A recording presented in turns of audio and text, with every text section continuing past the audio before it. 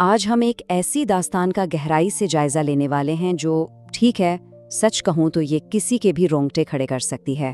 ہم ایک بے حد پراسرار اور خوفناک اربن لیجنڈ کی دستاویزی انداز میں تفتیش کریں گے۔ یہ ایک ایسا واقعہ ہے جہاں حقیقت اور وہم کے درمیان کی لکیر بالکل مٹ سی جاتی ہے۔ تو چلیں بنا کسی دیری کے اس واقعے کی گہرائی میں اترتے ہیں اور دی بلیک ووڈ ہوٹل کے ان رازوں سے پردہ اٹھاتے ہیں جنہیں شاید دفن ہی رہنا چاہیے تھا۔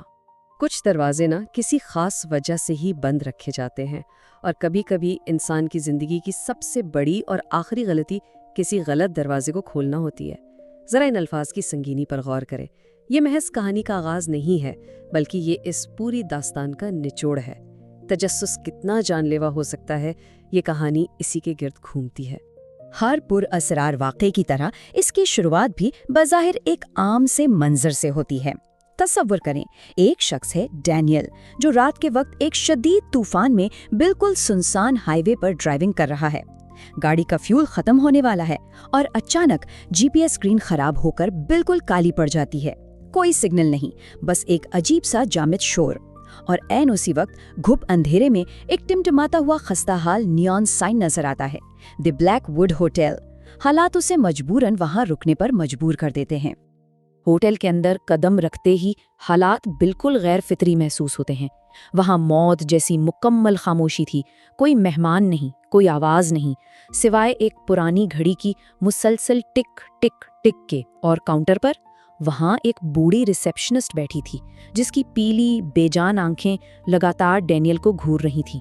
جب اس نے ڈینیل کو کمرہ نمبر 307 کی زنگ آلو چابی پکڑائی تو اس کا ہاتھ برف جیسا ٹھنڈا تھا۔ یہ بالکل ایسا تھا جیسے وہ جگہ زندہ لوگوں کے لیے بنی ہی نہ ہو۔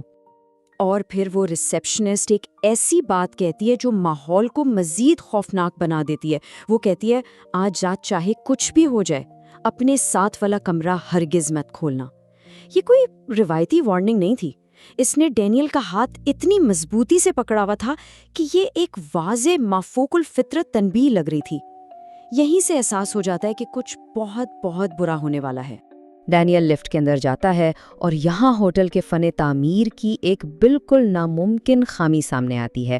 لفٹ کے پینل پر بٹن ذرا عجیب ترتیب میں ہے، 1، 2، 4 اور 5۔ ذرا سوچیں، تیسری منزل کا بٹن ہی غائب ہے۔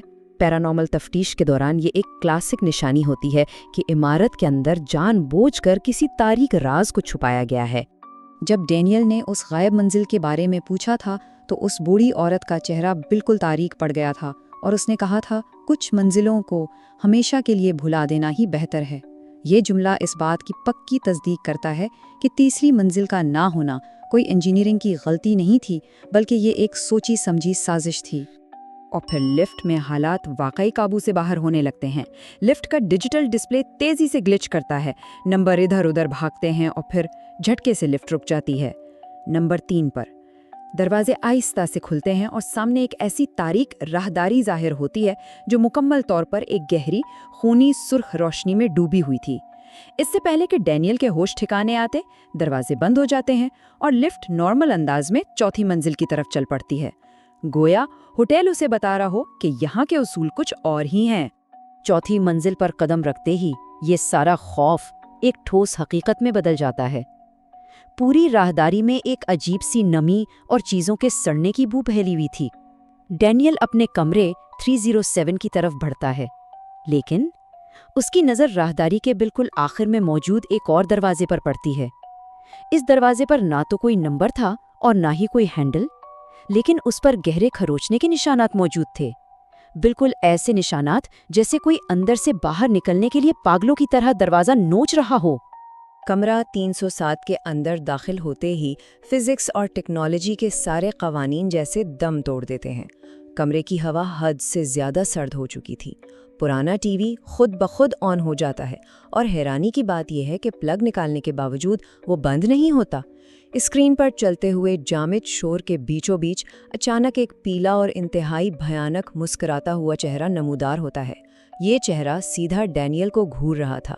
اب یہ صرف نفسیاتی خوف نہیں رہا تھا، بلکہ خطرہ بالکل سامنے تھا۔ اب ذرا اس خوفناک تسلسل کو محسوس کریں۔ کمرے میں مکمل خاموشی ہے اور اچانک ٹک ٹک ٹک 3 बेहद सुस्त दस्तकें।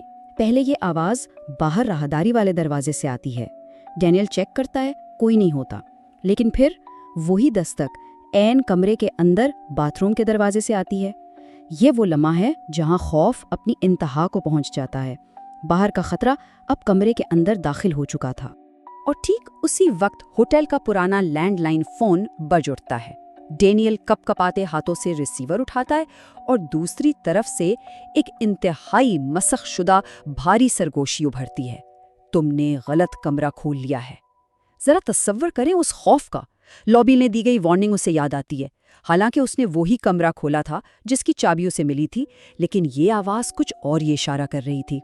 फोन की आवाज़ के फौरन बाद बाथरूम का दरवाज़ा खुद ब खुद खुल जाता है। डैनियल सामने लगे शीशे में अपना अक्स देखता है, लेकिन वो अक्स इसकी हरकतों की नकल नहीं कर रहा था। शीशे के अंदर मौजूद डैनियल के चेहरे पर एक गैर फितरी शैतानी मुस्कुराहट थी।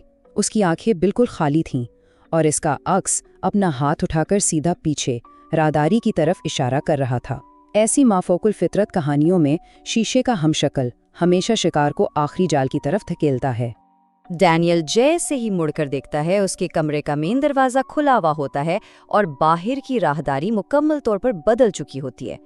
तमाम कमरों के नंबर मिट चुके थे सिवाय उस एक दरवाजे के जिसकी तरफ उसका अक्स इशारा कर रहा था। कमरा 308। जी हाँ, वही कमरा जिसका हकीकत में कोई वजूद ही नहीं होना चाहिए था। तो असल सवाल ये पैदा होता है कि आखिर इस नामुमकिन तारीक कमरे के अंदर क्या छुपा बैठा था। कमरा 308 के अंदर का मंजर इंसानी अकल को माहूफ कर देने वाला था।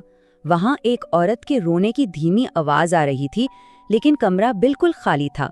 वस्त में सिर्फ एक पुराना ब्लैक एंड व्हाइट टीवी रखा था और उस टीवी पर सिक्योरिटी कैमरे की फुटेज चल रही थी।